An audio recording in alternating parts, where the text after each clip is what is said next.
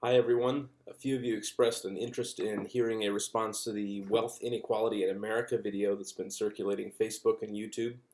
I tend to ignore these kinds of propaganda style whiteboard talks, but it appeared that a fair number of reasonable people were sharing it around on Facebook, so I thought it'd be worth my time to formulate some sort of a response. I'm going to first approach the video from like an initial response perspective and then from a bigger picture idea-based perspective. So let's just jump in.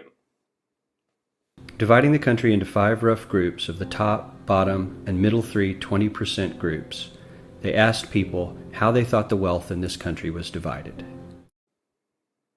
Okay, so here's perceived income inequality. Here's how people think. This is how bad they think it is. My first question is, so what? So this is how people think income is distributed in the US. Good for them. I'm not sure why this matters. Then he asked them what they thought was the ideal distribution. And 92%, that's at least 9 out of 10 of them, said it should be more like this. In other words, more equitable than they think it is. Now that fact is telling, admittedly, the notion that most Americans know that the system is already skewed unfairly. Here we have the ideal distribution of wealth per John Doe public, okay? The presenter draws out what can only be reasonably called socialism. Yes, the top 20% have about 30% of the wealth, the bottom 20% have about 10% of the wealth, but still, this picture is way more pie in the sky than anything that Karl Marx had ever dreamed of or any collectivist society had ever achieved. It has never even been close to being achieved to this level. He might, I don't know how the researcher asked the question either. He might have said, shown them a picture of this ideal wealth distribution and said, is this better than the way that you think things actually are? In which case, you'd have to be like pretty hardcore libertarian or hard-hearted libertarian, depending on your perspective, to say no. How could anybody except, Ludwig von Mises himself say that's not a desirable distribution of wealth, that 20% of the people have 30% of the wealth and so on. Of course it's a nice idea to think of poor people automatically having more money. But here we start to delve into the larger scale logic and practical problems that I'll delve into later. Here's what we think it is again. And here is the actual distribution. Shockingly skewed. Not only do the bottom 20% and the next 20%, the bottom 40% of Americans barely have any of the wealth. I mean, it's hard to even see them on the chart. But the top 1% has more of the country's wealth than 9 out of 10 Americans believe the entire top 20% should have. Mind-blowing. Here the presenter really begins to appeal to the lowest common denominator in a way that's really annoying. He emphasizes how the bottom 40% barely have any of the wealth. Quote, I mean, it's hard to see them on the chart, period, end quote. It's a propagandist appeal to emotion at best. Its appearance on the chart are of no consequence in evaluating the justice of the distribution. A susceptible person, say a high school student, can be imagined to say, wow, they don't even show up on the chart. This has got to stop. But a reasonable adult should see this for what it is. He continues in this vein for much of the video, so I'll spare you. Now, let's reduce the total wealth of the United States, which was roughly $54 trillion in 2009, to this symbolic pile of cash. And let's distribute it among our 100 Americans. Well, here's socialism, all the wealth of the country distributed equally. We all know that won't work. We need to encourage people to work and work hard to achieve that good old American dream and keep our country moving forward. He really stoops to his lowest point here. He is painfully sarcastic about the American fear of socialism, as if our fear of socialism is completely unfounded. Nothing's happened in the last 150 years to tell us that collectivism is a bad idea. I'm not even going to go there for now. This is what people think America's wealth distribution actually looks like. Not as equitable, clearly, but for me, even this still looks pretty great. I really appreciate his use of the word equitable here. this distribution is not equitable. He's pretty clearly egalitarian, assuming that everyone is equally smart, equally hardworking, everybody's time is equally valuable.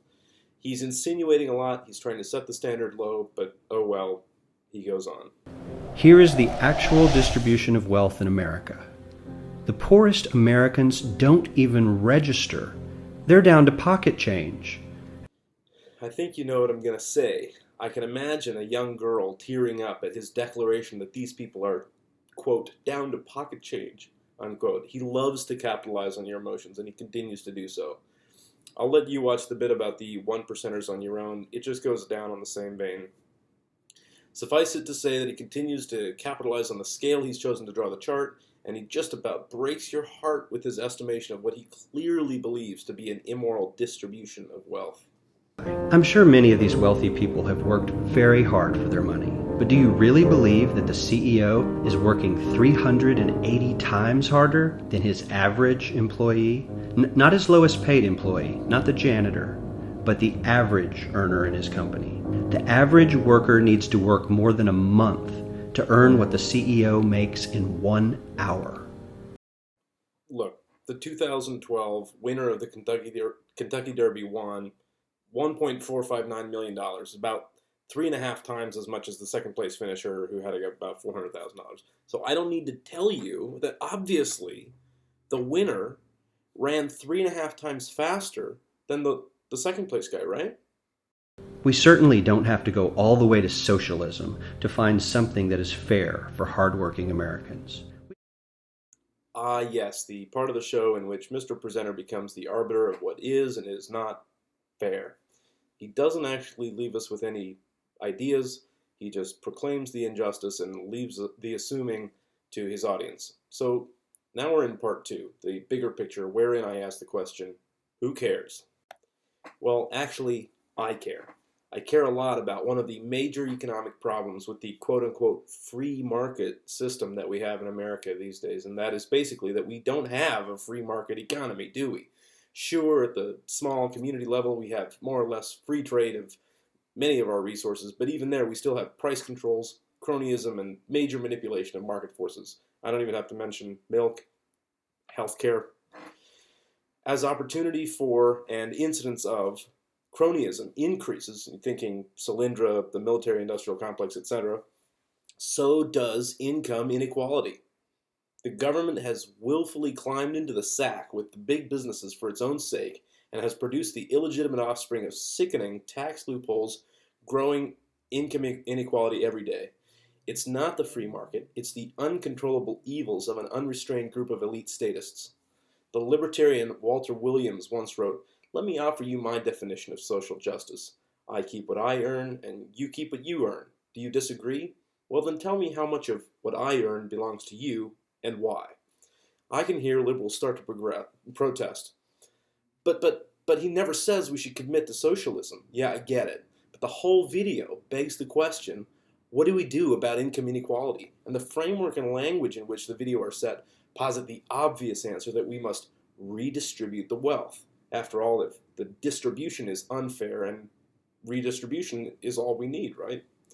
Income redistribution, also known as the progressive income tax in America, has not only created and enabled a permanent underclass of citizens who subsist and depend on government subsidies to provide for their existence, but it has also created and enabled a permanent overclass of cronies who control their puppets in Washington. Think about it. As the progressive income tax becomes more progressive, rich people become more influential to politicians in Washington. The more influential they are, the more lobbying power they have over the kind of grifters that somehow get elected all the time.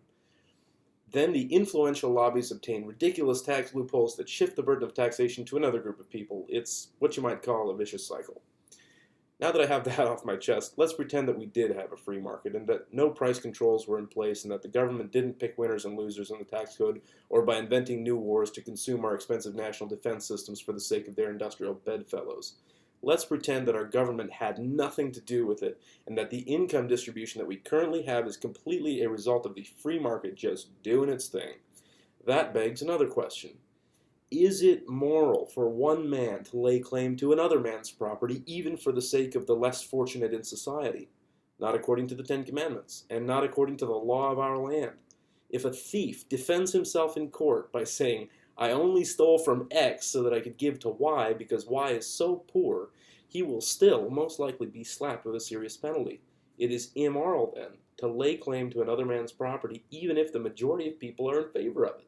If the majority of the people in your town decided that your home was too big, would it be morally just for them to lay claim to it, forcing you to live in a smaller house and allowing two poorer families to move into your home?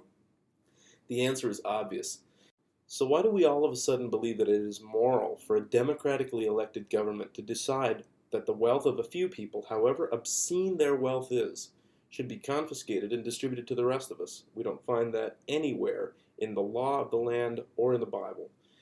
I'm not even going to get into how bad of an economic idea redistribution is. Just today, March 5th, Dr. Ben Carson posted on Facebook the following statement, quote, "The most powerful stimulus to the economic activity? Knowledge that you can acquire things and these things will not be confiscated by the government." So, there's my response to the income inequality video. Looking forward to hearing your thoughts.